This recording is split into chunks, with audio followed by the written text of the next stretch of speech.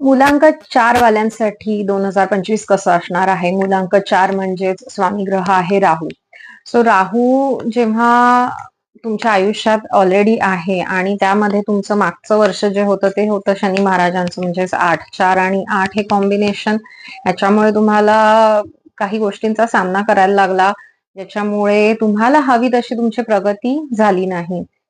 So ह्या वर्षी असे चान्सेस आहेत की हो, प्रगती तर होईल, पण तुम्हाला सगळ्यात पहिले तुमचा राग जो आहे तो तुम्हाला थोडा तुमच्या कंट्रोलमध्ये ठेवायला लागणार आहे. कारण 4 हा ऑलरेडी उग्र ग्रह आहे. त्यात मार्सची एनर्जी ऍड होतीये.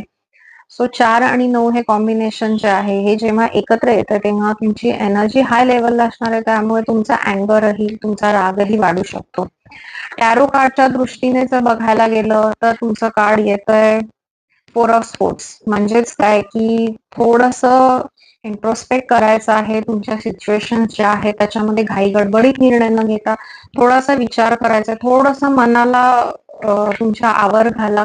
इम्पल्सिव्ह डिसिजन्स घेऊ नका आणि जेव्हा डिसिजन्स घ्याल त्यावेळेला 10 वेळा 20 वेळा विचार करून शांतपणे निर्णय घ्या.